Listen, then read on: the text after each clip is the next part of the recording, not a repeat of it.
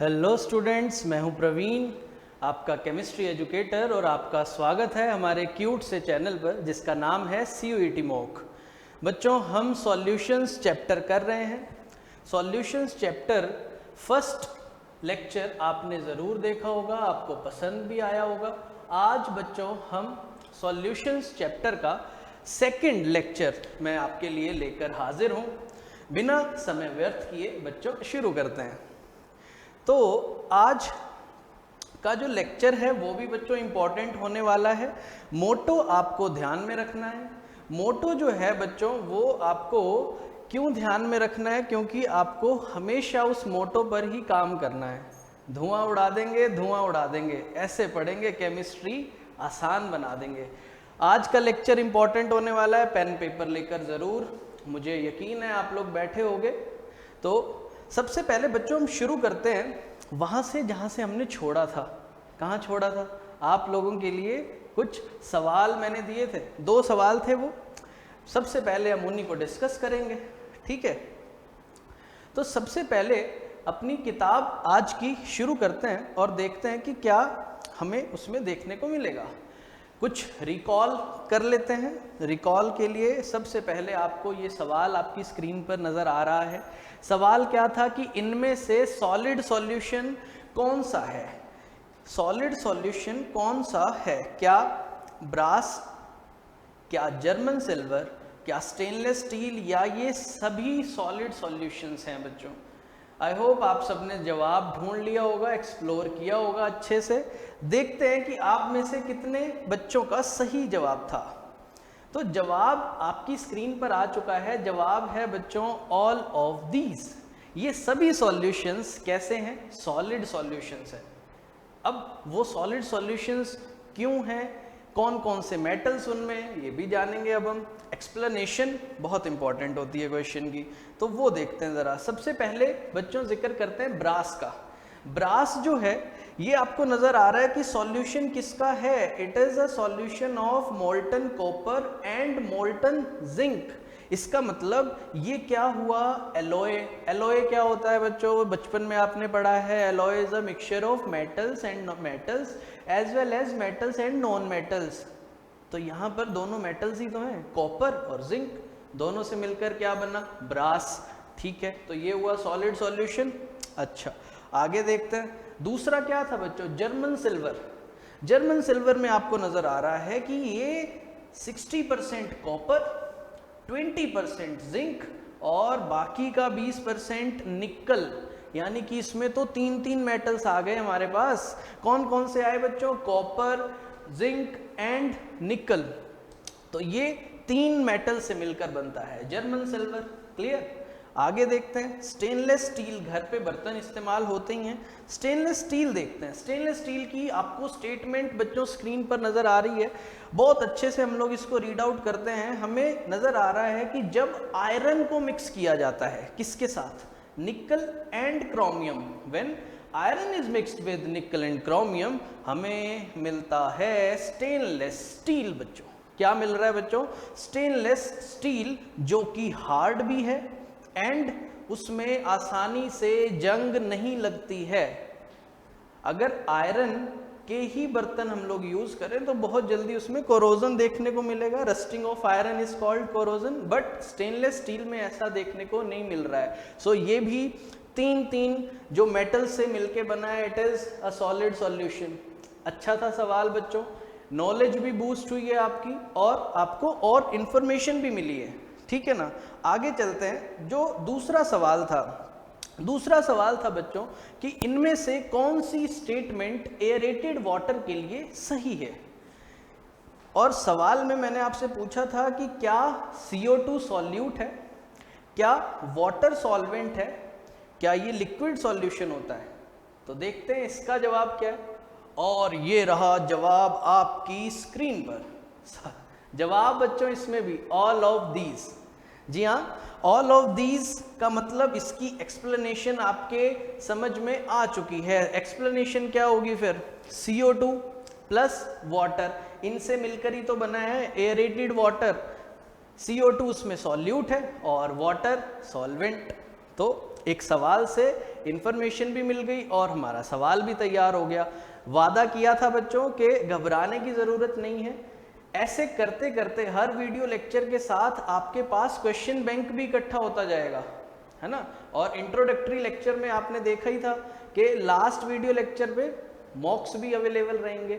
तो क्वेश्चंस वाला कंटेंट भी प्रोवाइड कर रहे हैं और साथ में कंटेंट बच्चों ऐसा प्रोवाइड कर रहे हैं आपको कि कंसेप्ट्स बिल्कुल एकदम क्रिस्टल क्लियर हो जाएंगे आपके, ठीक है। तो आज की क्लास स्टार्ट करते हैं और देखते हैं कि आज के पन्ने में किताब के क्या सबसे पहले हमें पढ़ने को मिलेगा।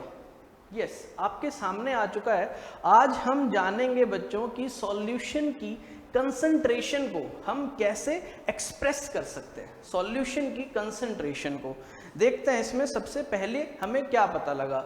सबसे पहले बच्चों लिखा हुआ है कि कंपोजिशन, सॉल्यूशन की कंपोजिशन को डिस्क्राइब करने के लिए हमें कंसंट्रेशन की मदद लेनी पड़ती है। किसकी? कंसंट्रेशन। किसको डिस्क्राइब करने के लिए? सॉल्यूशन की कंपोजिशन। अब आपको ये पता होना चाहिए कि कंपोजिशन का मतलब क्या है। अगर आपको ध्यान हो, फर्स्ट जो हमने लेक्चर किया था उसमें सॉल्यूशन के दो कंपोनेंट्स निकल के आए थे। एक था सॉल्यूट और दूसरा था बच्चों solvent. Clear? Solute and solvent. तो कितना सॉल्यूट और कितना सॉल्वेंट एक सॉल्यूशन में मौजूद है, वही तो बता रहा है हमें कि सॉल्यूशन की कंपोजिशन क्या है। कंपोज किससे हुआ है? वो सॉल्यूट एंड सॉल्वेंट से, है कि नहीं। आगे चलते हैं, देखते हैं जरा कैसे हम एक्सप्रेस कर सकते हैं। तो कंसंट्रेशन को एक्सप्रेस किया जा सकता है दो मेथड से, either qualitatively and quantitatively. Qualitatively का मतलब हम क्वालिटी के बेसिस पे बता रहे हैं, ठीक है। अगर मैं इसमें आपको एक एग्जांपल दूं कि घर में मम्मी ने दूध बनाया, आपको दिया एक गिलास में दूध और आपके भाई को भी दिया। एक में थोड़ी मिठास ज़्यादा थी, मान लो आपके भाई वाले में ज़्यादा थी, मान लो भाई को दे दो थोड़ा मीठा, क्या जाता है तो भाई ने क्या बोला कि मेरे वाला दूध तो ज़्यादा मीठा है, आप बोले मेरे वाला तो कम मीठा है। तो इसमें आपको पता लग गया कि कंसंट्रेटेड और डाइल्यूट के बारे में, क्योंकि क्वालिटी पता लगी आपको। क्वालिटी में आपको नज़र भी आ रहा है कि एग्जाम्पल के तौर पे हम कह सकते हैं कि आपके वाला सॉल्यूशन जो था, जो दूध में चीनी मिलाई गई, आपके वाले में कम मिलाई गई। क्यों? क्योंकि उसमें जो सॉल्यूट की क्वांटिटी थी वो बच्चों स्क्रीन पे नज़र आ रहा है, वो क्या थी? स्मॉल, तभी तो मिठास कम थी। इसीलिए आपका सॉल्यूशन, जो आपका वाला दूध था, वो कहलाया डाइल्यूट सॉल्यूशन, और जो आपके भाई वाला था लार्ज क्वांटिटी ऑफ सॉल्यूट, वो क्या कहलाया? Concentrated solution. समझ में आया? क्वालिटी के बेसिस पे हम कैसे एक्सप्रेस कर सकते हैं कंसंट्रेशन को। अच्छा, आगे चलते हैं, नेक्स्ट पॉइंट रीड आउट करते हैं। एक एक चीज इंपॉर्टेंट है इसमें। नेक्स्ट पॉइंट में आपको नजर आ रहा है कि अगर हम अपनी रियल लाइफ में बात करें तो यहां पर कंफ्यूजन क्रिएट हो गया। कंफ्यूजन क्या क्रिएट हुआ कि उसने बता तो दिया कि उसका ज़्यादा मीठा है, बट अभी आपको ये डिफरेंस पता नहीं है कि कितनी ज़्यादा चीनी आपके मुकाबले में उसके वाले दूध में मौजूद थी। तो हमें क्वांटिटी नहीं पता है। तो क्वांटिटी पता करने के लिए हम सेकंड वाला जो मेथड है एक्सप्रेस करने का, किसको? सॉल्यूशन की कंसंट्रेशन को, हम यूज़ करने वाले हैं क्वांटिटेटिव डिस्क्रिप्शन। क्वांटिटेटिव डिस्क्रिप्शन हमें चाहिए और कुछ तरीके हैं, there are several ways by which we can describe the concentration of solution quantitatively. कैसे क्वांटिटेटिवली हम डिस्क्राइब करेंगे? आज का ये है हमारा मेन कंसेप्ट जिस पर हम काम करने वाले हैं। तो देखते हैं फिर कि सबसे पहला मेथड कौन सा है। देखा जाए, सबसे पहला मेथड है बच्चों आपकी स्क्रीन पर mass by mass percentage. Mass by mass percentage में जरा देखते हैं कि इसको डिफाइन कैसे किया जा सकता है। फॉर्मूला आपकी स्क्रीन पर आ चुका है। मास बाय मास परसेंट में ध्यान से स्क्रीन पर ही देखेंगे सभी, इसमें जिस भी कंपोनेंट की मास परसेंट पता करनी है आपको उसका मास न्यूमरेटर में डाल देना है बच्चों। मास ऑफ द कंपोनेंट कहां पर? न्यूमरेटर में। एंड डिनोमिनेटर में क्या आएगा? टोटल मास, सॉल्यूशन का टोटल जो मास है वो डिनोमिनेटर में डाल दो एंड इस फ्रैक्शन को मल्टीप्लाई कर दो 100 से, आपको उस कंपोनेंट की मास परसेंटेज पता लग जाएगी, भले ही वो सॉल्यूट हो या फिर वो सॉल्वेंट हो बच्चों। क्लियर? देखते हैं इसमें और क्या है। एग्जाम्पल के तौर पे इसमें लिखा है कि अगर एक सॉल्यूशन को डिस्क्राइब किया गया, अगर एक सॉल्यूशन को हमने क्या देखा, एक सॉल्यूशन को डिस्क्राइब किया कि 10% उसमें वाटर है, 10% ग्लूकोज इन वाटर, इसका मतलब ये हुआ कि उस सॉल्यूशन में 10 ग्राम बच्चों ग्लूकोज है और 90 ग्राम पानी है, तो सॉल्यूशन कितना हो गया 100 ग्राम्स। क्लियर? तो 100 ग्राम सॉल्यूशन में 10 ग्राम जब ग्लूकोज प्रेजेंट था तब हमने कहा कि उस सॉल्यूशन को 10% mass by mass glucose solution, 100 के मुकाबले 10 सॉल्यूट प्रेजेंट है। क्लियर? कंसंट्रेशन को एक्सप्रेस कर पाए ना। ऐसे ही अगर आप दूध में देख लोगे कि अगर मेरा भी दूध 100 ग्राम, उसका भी दूध 100 ग्राम, 100 ग्राम में कितनी चीनी मिली है, that is mass by mass percent. Clear? आगे देखते हैं। अभी कंसंट्रेशन जो हम कह रहे हैं कि मास परसेंटेज वाला मेथड यूज कर रहे हैं, इसका यूज होता कहाँ पे है? इंडस्ट्रियल केमिकल एप्लीकेशंस में बच्चों। कहाँ पर? इंडस्ट्रियल केमिकल एप्लीकेशन में। कोई एग्जांपल देखते हैं। एग्जांपल आपकी स्क्रीन पर आ चुका है। स्क्रीन पर आपको नजर आ रहा है कि कॉमर्शियल ब्लीचिंग सॉल्यूशन, इसका इस्तेमाल होता है इंडस्ट्रीज में। और जब इसको प्रिपेयर किया जाता है, तो जब ब्लीचिंग सॉल्यूशन का 100 ग्राम जब सॉल्यूशन बनाया गया, तो उसमें बच्चों 3.62 ग्राम क्या मौजूद था? सोडियम हाइपोक्लोराइट NaOCl, ये मौजूद था 100 ग्राम सॉल्यूशन में। तब हमें मालूम पड़ा कि मास परसेंटेज क्या है। क्लियर? ब्लीचिंग सॉल्यूशन में ये word to word same question ditto आ सकता है बच्चों, इसलिए बहुत इंपॉर्टेंट है कि नोट्स आप साथ के साथ प्रिपेयर करो। ये फैक्चुअल जो चीज़ें होती हैं वो फैक्ट फिर एज इट इज़ पूछे जाते हैं क्वेश्चंस में, चाहे वो CUET हो चाहे कोई और कॉम्पिटिटिव एग्जाम हो, तो काम की चीज़ें हैं। ठीक है, आगे देखते हैं। हाँ, मास बाय मास परसेंट। अभी आप कहोगे ये तो अभी तो हम सर पढ़ के हटे, हमने सीख लिए।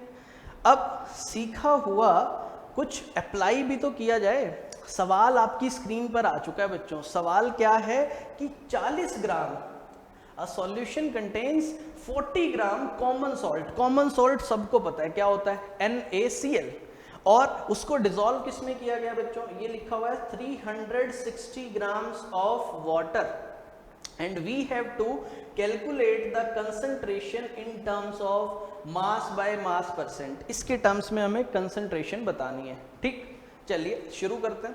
अब इसमें एक चीज तो बच्चों आपको पता लग रही है ना कि कॉमन सॉल्ट क्या है। कॉमन सॉल्ट सॉल्यूट है और सॉल्वेंट क्या है? वो पानी है। चलिए लिख लेते हैं इस चीज को। फिर क्या लिखें? Mass of solute. Mass of solute कितना है? 40 ग्राम्स। मास ऑफ सॉल्वेंट कितना है बच्चों? 360 ग्राम। मास ऑफ सॉल्वेंट कितना है? 360 ग्राम। अब आपको पता है कि सॉल्यूशन इन्हीं दो क्वांटिटी से ही तो मिलके बनता है, तो ऐड करो तभी तो पता लगेगा। क्या? मास ऑफ सॉल्यूशन ऐड किया तो कितना आया? 400 ग्राम्स बच्चों। क्या ये बात क्लियर हुई? अब जरा फॉर्मूला देख लो स्क्रीन पे। फॉर्मूला क्या बता रहा है आपको? जिसका भी आपको मास परसेंट पता करना है, ग्लूकोज का हम पता करेंगे, इसमें सॉरी कॉमन सॉल्ट का हम पता करेंगे। मास परसेंट जब पता करेंगे तो मास ऑफ कंपोनेंट कहाँ डालना है? न्यूमरेटर में। उसके नीचे क्या आएगा? Total mass of solution. चलिए मास परसेंट पता करते हैं।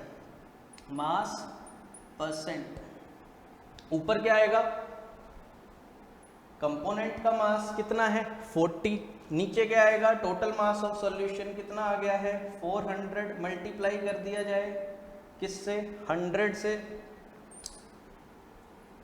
2 0 से 2 0 कट गए बच्चों। 4 ने 40 को 10 पे डिवाइड किया। सो आंसर क्या आया? This solution is 10% mass by mass solution. तभी तो आप देखो तो कि जब 400 ग्राम सॉल्यूशन है उसमें 40 ग्राम सॉल्यूट है, तो 100 में कितना होगा 10 है कि नहीं। तो 90 90 90 90 सॉल्वेंट 10 10 10 10 ये टोटल ये, तो 10% 100 में 10% जो है कॉमन सॉल्ट है। आई होप आपको अब मास बाय मास परसेंट बहुत अच्छे से क्लियर हुआ होगा, है ना। चीज़ें आसान लग रही है ना, ऐसे ही जुड़े रहो, साथ देना है और एंड तक जुड़े रहना है। चीज़ें ऐसे आपको अच्छी से समझ आ जाएंगी कि आप कहोगे कि केमिस्ट्री तो इजी बहुत है। पता नहीं क्यों ये भ्रम फैलाया था दुनिया में कि केमिस्ट्री मुश्किल है, केमिस्ट्री मुश्किल है। कुछ मुश्किल नहीं है बच्चों। आगे देखते हैं, अगला पन्ना खोलते हैं और देखते हैं कि नेक्स्ट मेथड क्या है। नेक्स्ट मेथड है बच्चों volume by volume percentage. Volume by volume, अभी हमने क्या डिस्कस किया, मास बाय मास।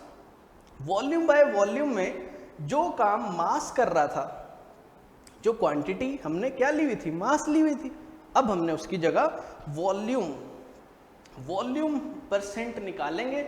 जिस कंपोनेंट की निकालेंगे उस कंपोनेंट का वॉल्यूम बच्चों कहाँ पर डालेंगे, न्यूमरेटर में, डिनोमिनेटर में टोटल वॉल्यूम, और इस फ्रैक्शन को भी मल्टीप्लाई कर देंगे 100 से।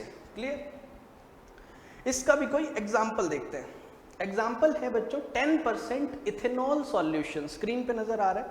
अब 10% इथेनॉल सॉल्यूशन इन वाटर, इसका मतलब क्या हुआ कि 10 ml सॉल्यूशन अगर 100 ml है तो उसमें 10 ml इथेनॉल है जिसको पानी में डिसॉल्व किया गया है, ठीक है ना, ताकि सॉल्यूशन कितना बन जाए 100 ml बच्चों। तो मास बाय मास में हम ग्राम्स में देख रहे थे चीजें, वॉल्यूम बाय वॉल्यूम में हम अभी मिलीलीटर में देख रहे हैं चीजें, ठीक है, या फिर लीटर, क्योंकि हम वॉल्यूम एक्चुअल में करने वाले हैं इसमें। अच्छा आगे देखते हैं। नेक्स्ट जो पॉइंट बच्चों आपको नजर आ रहा है वो भी इंपॉर्टेंट पॉइंट है, और वो आपको ये बता रहा है कि जिन सॉल्यूशन में लिक्विड प्रेजेंट होता है, लिक्विड्स, सॉल्यूट और सॉल्वेंट लिक्विड्स प्रेजेंट होते हैं, तब हम इस यूनिट का यूज करते हैं, किसका, वॉल्यूम बाय वॉल्यूम परसेंट, है ना। अच्छा तो इसका भी कोई रियल लाइफ एग्जांपल देखा जाए, फैक्चुअल क्वेश्चन आने की बहुत चांसेस हैं, तो इसलिए ये जो एग्जांपल्स रियल लाइफ वाले बहुत इंपॉर्टेंट है। क्लियर, मैं बार बार याद दिला रहा हूँ चीज़ों को। 35% वॉल्यूम बाय वॉल्यूम सॉल्यूशन लिया गया, किसका, इथाइलिन ग्लाइकोल, और पानी। इसने क्या किया, ये एक एंटी फ्रीज के तौर पे काम करता है और कार्स में इस्तेमाल होता है इंजन को कूल करने के लिए। और इसकी बेसिक प्रॉपर्टी क्या है बच्चों कि ये वाटर के फ्रीजिंग पॉइंट को कम कर देता है। कितना कर देता है, 255.4 केल्विन या फिर -17.6 डिग्री सेल्सियस। क्लियर। तो बच्चों आपको वॉल्यूम बाय वॉल्यूम परसेंट का भी रियल लाइफ एग्जांपल मिल गया। इथाइलिन ग्लाइकोल लिक्विड है, वाटर लिक्विड है, तो इसमें भी आपको पता लग रहा है कि कैसे 100 ml सॉल्यूशन में 35 ml क्या प्रेजेंट होगा बच्चों, ethylene glycol. Ethylene glycol present होगा। वॉल्यूम बाय वॉल्यूम परसेंट हमने सीख ली। अब जरा इसका भी एक सवाल किया जाए। सवाल क्या है बच्चों, आपकी स्क्रीन पे नजर आ रहा है। सवाल है कि हमें वॉल्यूम परसेंट बेंजीन की पता करनी है, और बेंजीन को डिसॉल्व किस में किया गया, वाटर में। सॉल्यूशन का मास दिया हुआ है, सॉल्यूशन का मास कितना दिया है, 800 ग्राम्स, और सॉल्यूशन की डेंसिटी भी दी है। तो ज़रा वॉल्यूम परसेंट का फॉर्मूले पे नज़र मार लो। आपको वॉल्यूम चाहिए, जब मैं वॉल्यूम परसेंट निकालना चाहता हूँ तो मुझे क्या चाहिए, उस कंपोनेंट की वॉल्यूम चाहिए ना बच्चों। वॉल्यूम कितनी दी हुई है, 400 ml। क्या मुझे सॉल्यूशन का वॉल्यूम मालूम है, नहीं मालूम, बट सॉल्यूशन की डेंसिटी दी हुई है एंड सॉल्यूशन का मास दिया हुआ है, and I know the formula of density is mass upon volume, density कितनी है 0.5, मास कितना है 800 अपॉन वॉल्यूम हम पता करना चाहते हैं, क्रॉस मल्टीप्लाई कर दो। 800 अपॉन में क्या पहुंच गया 0.5, आधे से डिवाइड करोगे तो क्या आ जाएगा 800 को, वॉल्यूम आ गया बच्चों 1600 मिलीलीटर। सॉल्यूशन का वॉल्यूम आ चुका है, फॉर्मूले में देखो यही तो चाहिए, टोटल वॉल्यूम 1600 मल्टीप्लाई 100, 2 जीरो ने 2 जीरो मार दिए, 4 का टेबल पड़ा, 4 4 जा 16, ये हुआ 100, 100 को 4 से डिवाइड करो तो 25% आंसर इस क्वेश्चन का आ गया।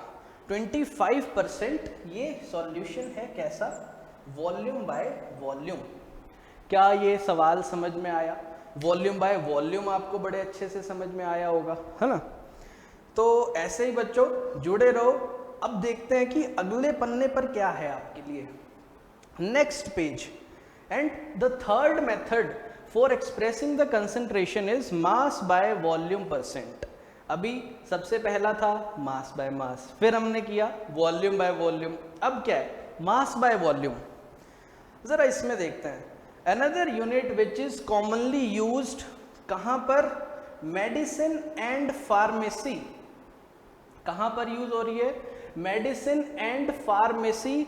कौन सी unit, mass by volume percent.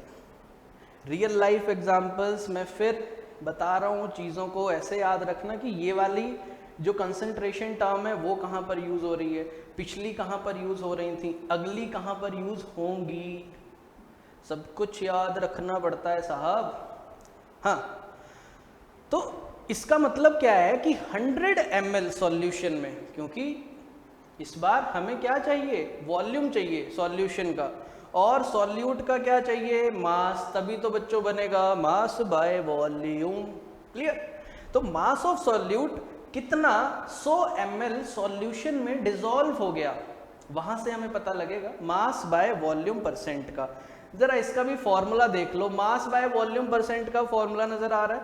इसमें आपको न्यूमरेटर में क्या डालना है, सॉल्यूट का मास, डिनोमिनेटर में क्या डालना है, सॉल्यूशन का वॉल्यूम, और इस फ्रैक्शन को मल्टीप्लाई कर देंगे 100 से। आसान है ना ये वाला भी। तो सिर्फ जो क्वांटिटीज हैं वही इंटरचेंज हो रही हैं, मास बाय मास था, वॉल्यूम बाय वॉल्यूम, इस बार आया मास बाय वॉल्यूम। जरा पन्ना पलटते हैं और इसका भी तो सवाल किया जाए। सवाल क्या है बच्चों कि 50 ग्राम ग्लूकोज है और 450 ग्राम 450 ग्राम्स पानी में इसको डिसॉल्व किया गया, और जो सॉल्यूशन बना उसकी डेंसिटी भी दी है, एंड हमें बताना क्या है, मास बाय वॉल्यूम परसेंट। अब मास बाय वॉल्यूम परसेंट बताने के लिए नया कलर यूज करते हैं। 3 सवाल, तीनों अलग अलग कलर से करेंगे, ठीक है? अब जरा देखो कि हमें क्या बताना है कि 50 ग्राम ग्लूकोज है, तो कम से कम जो अपना ये जो आपको फॉर्मूला नजर आ रहा है उसमें न्यूमरेटर में क्या डालना है, कंपोनेंट का मास ही तो डालना है। तो हम पता करने जा रहे हैं बच्चों m/v%, ठीक? और न्यूमरेटर हमें पता है कि ग्लूकोज कितना है 50, ठीक है?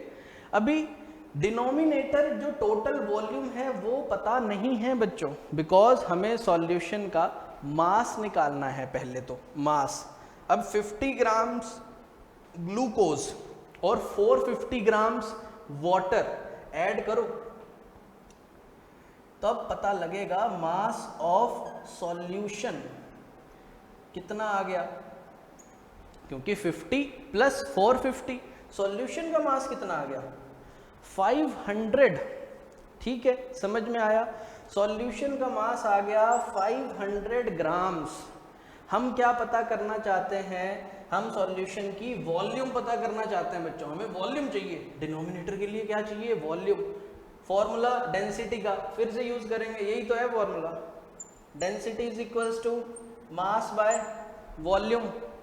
डेंसिटी दी कितनी है, देखो स्क्रीन पे 0.25, डेंसिटी क्या है 0.25, मास कितना है अभी अभी निकाला है 500, वॉल्यूम ये तो पता ही नहीं है, ये तो पता ही नहीं है साहब, यही पता कर रहे हैं, क्रॉस मल्टीप्लाई किया, क्रॉस मल्टीप्लाई किया तो वॉल्यूम क्या आया 500 अपॉन 0.25, पॉइंट रिमूव करो, पॉइंट रिमूव करोगे तो 100 ऊपर जाएगा, 100 ऊपर गया, ये क्या बन गया, ये बन गया हमारे पास 50,000 अपॉन में क्या है 25, डिवाइड करो 25 2 जा 50, 3 0 पीछे पीछे आ गए, तो वॉल्यूम आ गया 2000 मिलीलीटर, क्या आया 2000 ml साहब। अच्छा, मास ऑफ कंपोनेंट बेटा मालूम था, वॉल्यूम हमने पता कर लिया बेटा, मल्टीप्लाई किया 100 से, 2 0 खा गया, ये वाला इसको खा गया, बचा क्या 5/2, ये बन गया 2.5%, आंसर क्या आया 2.5%। क्या ये बात समझ में आई बच्चों, क्लियर है? अच्छा, ये चीज आपको अब क्लियर हुई होगी कि मास बाय वॉल्यूम परसेंट कैसे निकालना है, वॉल्यूम बाय वॉल्यूम परसेंट कैसे निकालना है, और मास बाय मास परसेंट कैसे निकालना है। ये तीनों चीजें बच्चों आपको क्लियर हुई होंगी। अब जरा देखते हैं कि आगे क्या है आपके लिए। अगला पन्ना खोला जाए किताब का। हाँ, ये सेक्शन बहुत पसंद है बेटा मुझे, बहुत ज़्यादा, जब आपको मैं प्रैक्टिस प्रॉब्लम्स देता हूँ। देखते हैं आज का सवाल क्या है। तो भाई और बहनों, पहला सवाल आपकी स्क्रीन पर, what is the mass percent of NaOH in 200 ml solution if 20 gram NaOH dissolve हुआ पानी में ताकि सॉल्यूशन बना, और डेंसिटी क्या दी है क्वेश्चन में देखो 0.9 ग्राम्स पर ml। आपको इसमें मास परसेंट पता करना है, क्लियर? ऑप्शंस हैं बच्चों आपके, क्या मास परसेंट 10 है, क्या 11.11 है, क्या वो 20% है, या फिर क्या वो 9.9% है। पहला सवाल आपकी स्क्रीन पर आ चुका है। सॉल्व अभी करना या फिर थोड़ी सी देर बाद करना, बट करना ज़रूर, ना हो तो नेक्स्ट वीडियो लेक्चर में मिलेंगे, वहाँ पर डिस्कस करेंगे। अगला सवाल देखिए, अगला सवाल है बच्चों 40 ग्राम NaCl है, 40 ग्राम्स डिसॉल्व हुआ है 860 ग्राम्स बेंजीन में ताकि सॉल्यूशन बने 0.3 ग्राम्स पर ml का, ठीक है? तो इसमें आपको बताना है मास by volume percent of NaCl solution. आपके ऑप्शंस 1.33%, 4%, देन 8.6%, या फिर मास बाय वॉल्यूम परसेंट है 40%। सवाल आपकी स्क्रीन पर आ चुके हैं, करने हैं, ज़रूर करने हैं, क्योंकि तभी प्रैक्टिस, जब आपने चीज़ें देख ली, समझ ली, और क्वेश्चंस हमने न्यूमेरिकल भी कर लिए क्लास में, अब आपकी भी तो मेहनत बनती है बेटा, बेटा करना ज़रूर, ठीक है? आगे तो अभी इसने बोला थैंक यू और हमने मान लिया थैंक यू। अच्छा लगा बच्चों आज भी क्लास में पढ़ाकर आपको, आई होप आपको भी क्लास पसंद आई होगी। ऐसे ही और क्लासेस आगे भी जुड़े रहिए। अगर आप चैनल पर पहली बार आए हैं तो अभी के अभी चैनल को सब्सक्राइब कर लो, और अगर आपका पिछला लेक्चर छूट गया है तो उसका लिंक भी डिस्क्रिप्शन में है, और हमारे इंस्टाग्राम पेज को बच्चों फॉलो करो, वहाँ पर भी आपको ऐसे ही अच्छे अच्छे सवाल जो है MCQ टाइप में वो देखने को मिलते हैं, जहाँ पर आप उनको सॉल्व करो, कमेंट में आंसर दो। तो वीडियो बच्चों आगे शेयर करना भी ज़रूरी है, ताकि ये जो काम है बिल्कुल नया, बिल्कुल प्यारा सा काम और बच्चों तक भी पहुँचे। तो वीडियो को शेयर ज़रूर करें अपने दोस्तों के साथ, और हमारे साथ जुड़े रहें और पढ़ाई करते रहें बच्चों। तो अच्छा लगा, मिलते हैं फिर अगली क्लास में, इस उम्मीद के साथ कि आप लोग और ज़्यादा एनर्जी के साथ बैठोगे अगली क्लास को अटेंड करने। थैंक यू बच्चों। अब हम मिलेंगे अगली क्लास में, ठीक है, बाय।